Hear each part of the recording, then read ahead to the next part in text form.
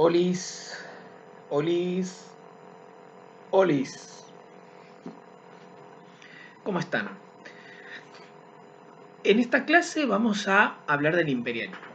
En la clase anterior introdujimos los elementos para conocer y criticar al sistema mundial capitalista como sistema también histórico y social. Y en esta oportunidad vamos a hablar de las etapas del capitalismo. Algo ya adelantamos la vez pasada, pero vamos a retomar eso para concentrarnos en una etapa histórica del desarrollo del sistema capitalista, que es el imperialismo. Como todo sistema social, el capitalismo tuvo distintas etapas de desarrollo.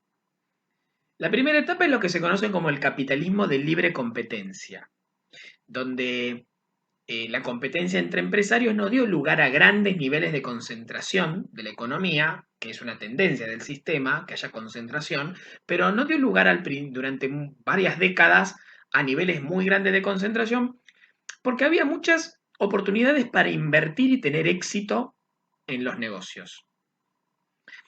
Y no era necesaria una gran cantidad de dinero, o sea, no era necesario un gran capital para poder comenzar a hacer negocios y que te fuera bien. Por esa razón, a pesar de que la competencia generaba ganadores y perdedores, y había empresarios que se volvían más grandes, la abundancia de oportunidades permitía que se incorporaran constantemente nuevos competidores.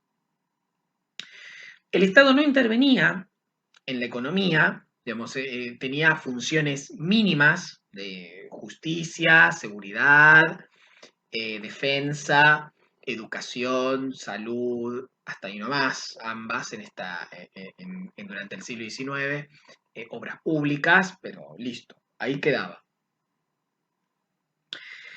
O sea que buena parte de la organización de la economía descansaba en lo que quería el mercado. Además, las grandes potencias capitalistas, sobre todo Gran Bretaña, que fue como la máxima potencia, la potencia hegemónica en el sistema mundial durante todo el siglo XIX, las grandes potencias tuvieron una política hacia la periferia, o sea, las grandes potencias capitalistas del centro tuvieron hacia la periferia una política que podríamos denominar neocolonialista, por la cual trataron de utilizar su poder político y militar para controlar el comercio y para obligar a otros estados a aceptar acuerdos económicos desiguales. Aunque implicó muchas veces el uso de la fuerza, las potencias trataron de evitar durante este periodo, que podríamos decir que fue más o menos hasta mediados del siglo XIX, pasando un poco, 1870 más o menos, las potencias trataron de evitar la colonización de las regiones periféricas, o por lo menos profundizar mucho en eso. Había relativamente pocas colonias, porque no les interesaba dominar directamente, sino que les interesaba más explotarlas, explotar a las sociedades de la periferia a través del comercio, de un comercio desigual. Ahora, en 1870 estalló la primera gran crisis estructural del sistema capitalista, que dio lugar a una depresión, o sea, un periodo de crisis y de estancamiento bastante largo, que fue más o menos desde 1870 hasta 1890, o sea, bastante tiempo. Esta crisis obligó a la clase dominante a, digamos, introducir cambios en el sistema, comenzando por la política económica, las relaciones políticas internacionales y la organización de la producción. Estos cambios marcaron el fin de la etapa del capitalismo de libre competencia y significaron el comienzo de una nueva etapa, que es la del capitalismo monopolista, que también se conoce como imperialismo. ¿Cuáles eran los rasgos más importantes del imperialismo? Bueno, primero, la concentración y centralización del capital. cuya consecuencia era la formación de grandes empresas monopolistas, o sea, con tendencia monopólica, con tendencia a destruir a sus competidores, absorberlos y ser cada vez más grandes. Y además tratar de ejercer un control y organizar la producción, la distribución, el consumo de materias primas, de bienes, de mercados, según pautas acordadas entre las grandes empresas. En segundo lugar, el surgimiento de un nuevo tipo de capital, como consecuencia de la fusión del capital bancario y del capital industrial. Es decir,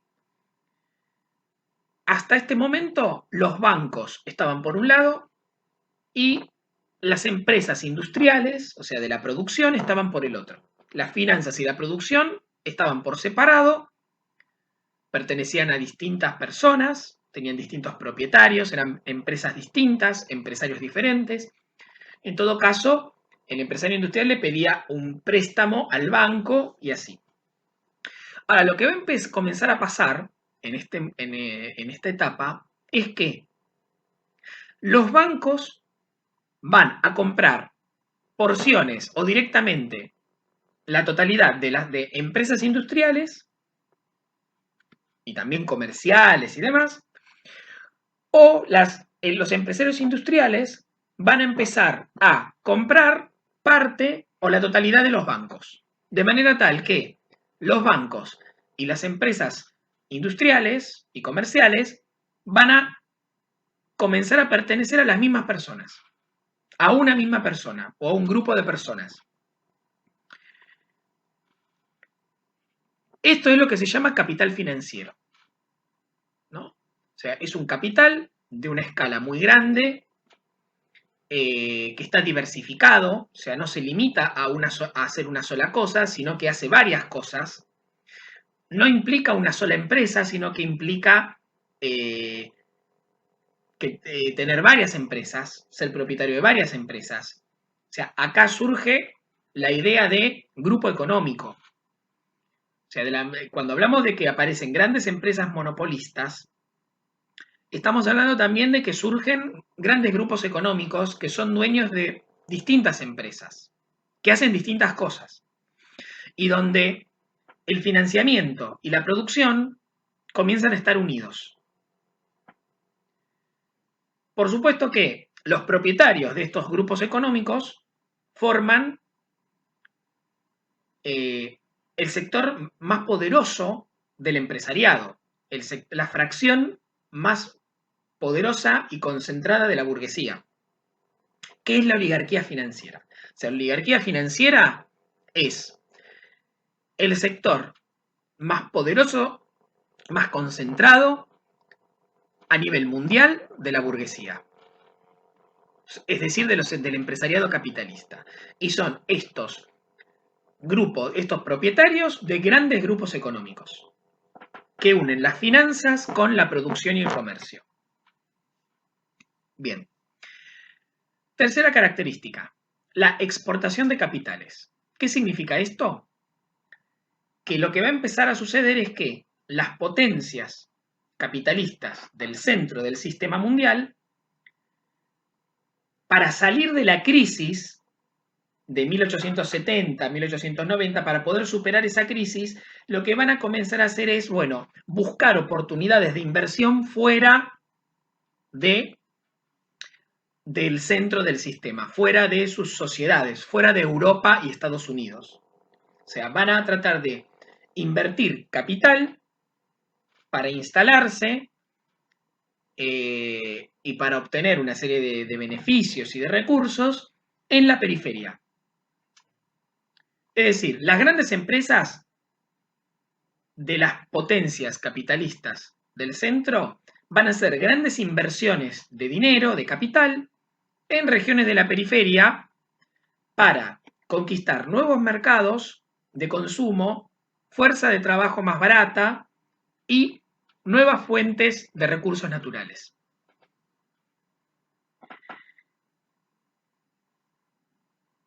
O sea, ya no es una explotación de la periferia a través del comercio. No, ahora directamente penetran en las sociedades de la periferia, se meten adentro, invierten dinero para establecer fábricas, para adquirir zonas de recursos naturales, por ejemplo, de minería o distintas cosas. Eh,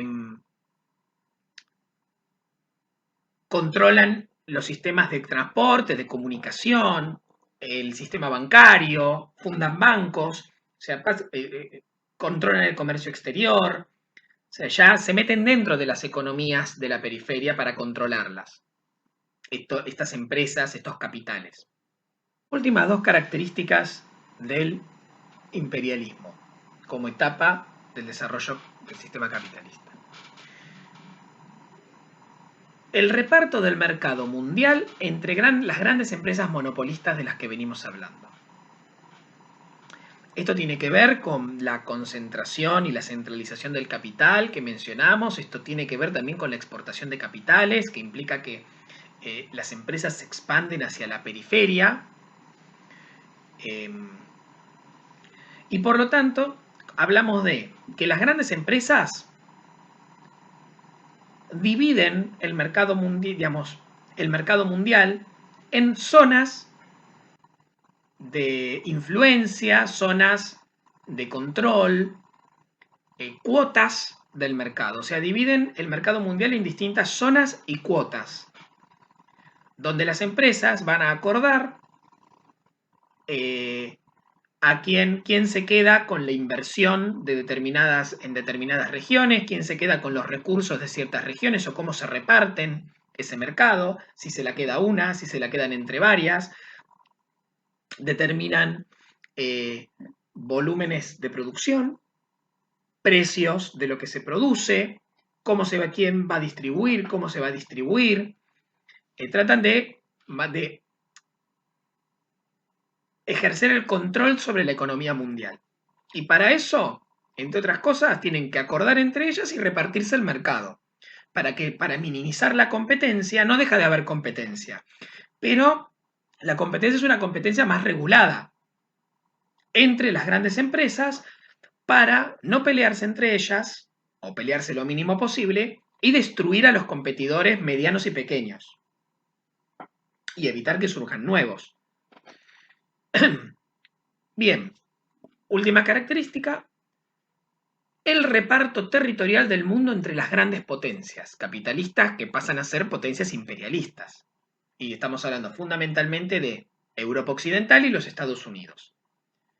En un principio, los Estados Unidos no van a tener el impulso que van a tener en el siglo XX, en este momento, los últimos 30 años del siglo XIX, entre 1870 y 1910, 1900 y 1910, avanzando un poco en el siglo XX, las principales van a ser las grandes potencias de Europa Occidental, más que nada Gran Bretaña y Francia. También Alemania. Eso como van a ser las potencias que van a encabezar este reparto territorial del mundo, que es nada más y nada menos que la colonización.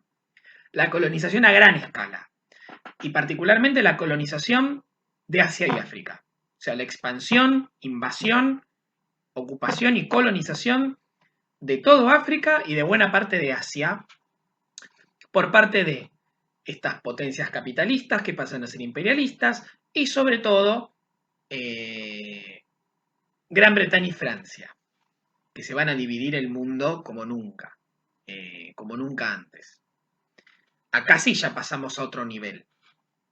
Acá ya no es neocolonialismo, esto ya es un colonialismo de nuevo tipo que apunta a fortalecer, a garantizar el punto anterior, el reparto del mercado mundial. Porque junto con esta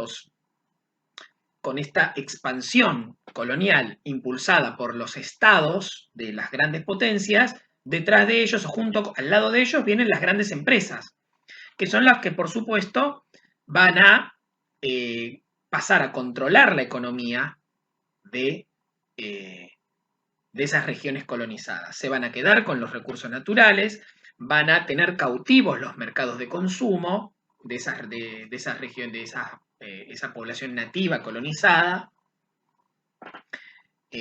van a poder explotar a la fuerza de trabajo de los nativos sometidos. Entonces, de esa manera se completa el círculo, ¿no? Y son coherentes entre sí las 5 características que acabamos de dar. Bien. Entre los años 1870 y 1920, los cambios introducidos en la etapa imperialista favorecieron la expansión del capitalismo hasta abarcar la totalidad del mundo. En ese sentido, el sistema capitalista es como el primer sistema verdaderamente mundial. Va a llegar a todos los rincones del mundo. No va a quedar nada fuera del sistema capitalista. Por primera vez, un sistema va a lograr eso, generalizar tanto sus relaciones, sus pautas de organización, todo lo que... En esta expansión, las potencias imperialistas del centro incorporaron a todas las regiones cuyas sociedades se habían mantenido aisladas del sistema o que se habían resistido a integrarse. Ya no va a quedar nada afuera. Para conseguir esto no dudaron en utilizar presiones políticas y económicas que incluyeron, en muchos casos, la guerra de conquista y la colonización de las regiones periféricas. De esta manera, el sistema mundial capitalista pasa a quedar organizado de la siguiente forma.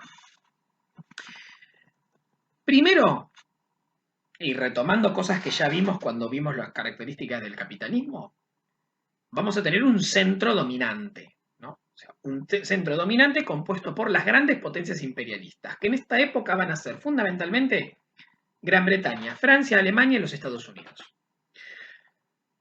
Cuando decimos que son potencias imperialistas, significa que no solo tenían poder político y militar, sino que también tenían poder económico gracias a la exportación de capitales a las regiones de la periferia. Y además dominaban directamente amplios territorios bajo la forma de colonias, ¿no? En esta época, el líder indiscutido del centro dominante va a ser Gran Bretaña, que va a mantener esa condición más o menos hasta la Primera Guerra Mundial, o Primera Guerra Imperialista de 1914.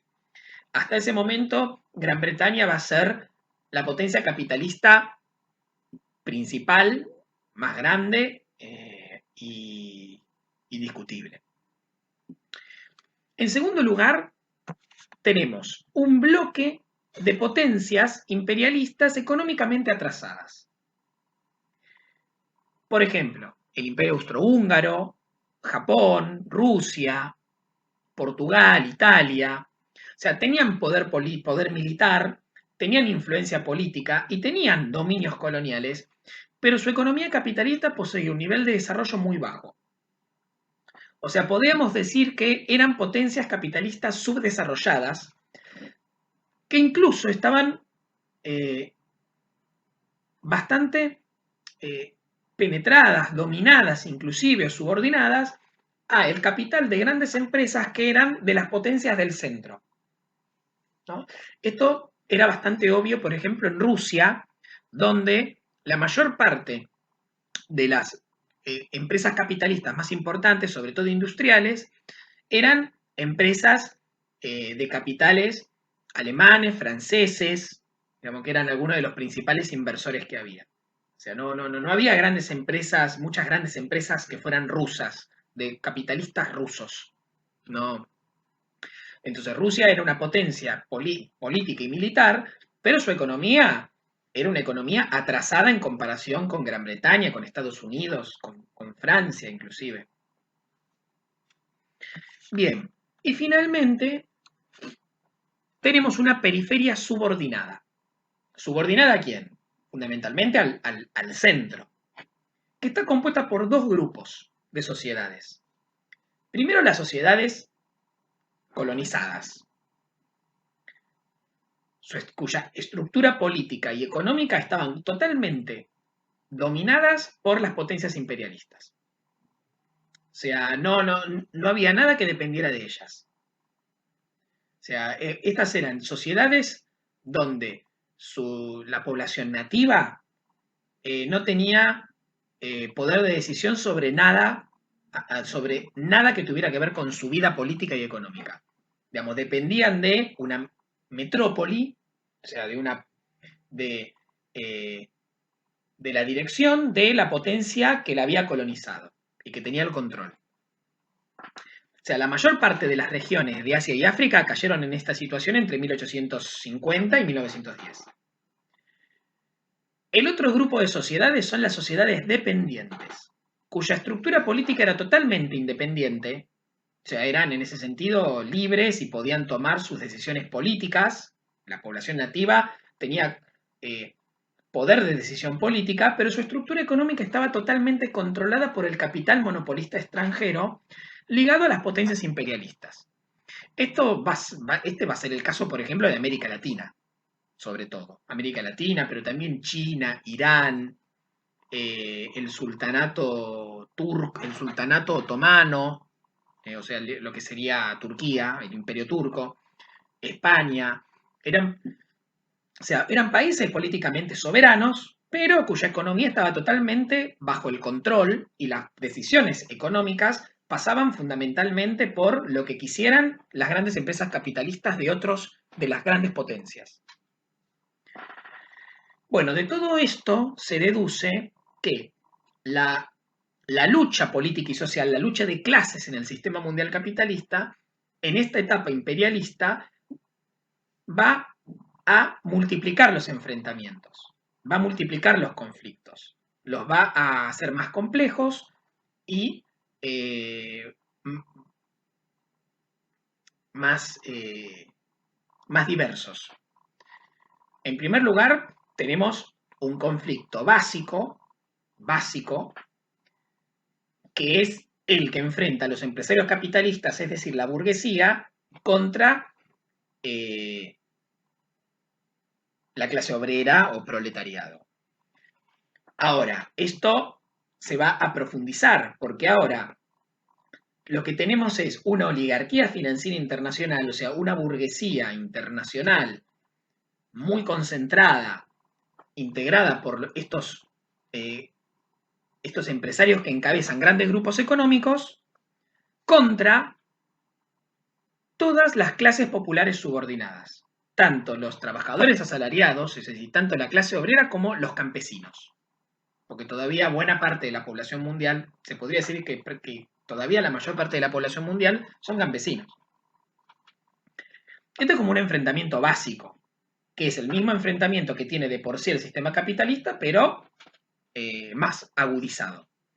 Ahora, van a aparecer conflictos como bastante nuevos, como por ejemplo el conflicto entre las potencias imperialistas y las sociedades periféricas, que las potencias imperialistas buscan dominar, ya sea directamente a través de la colonización o indirectamente a través de la dependencia, a través del control de sus economías.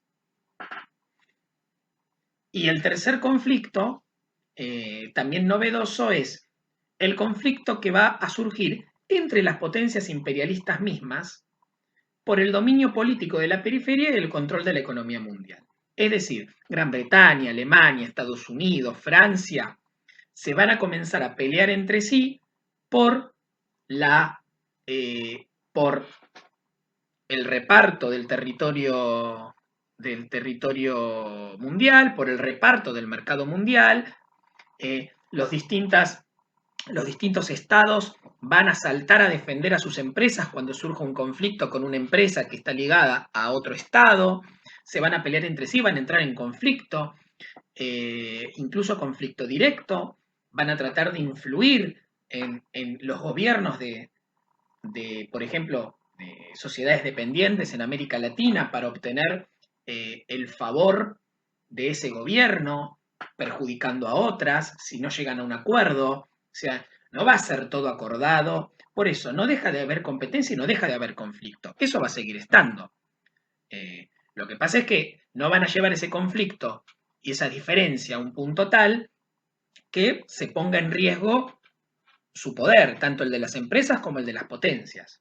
Ahora, se van a pelear y en un momento determinado la acumulación de enfrentamientos va a dar lugar a un conflicto directo muy grande, que va a ser lo que se conoce como la Primera Guerra Mundial, de 1914 a 1918, que fue nada más y nada menos que una guerra interimperialista, o sea, una guerra entre potencias imperialistas y algo más, que ya no pudieron llegar a un acuerdo para resolver sus diferencias y fueron al enfrentamiento abierto y directo.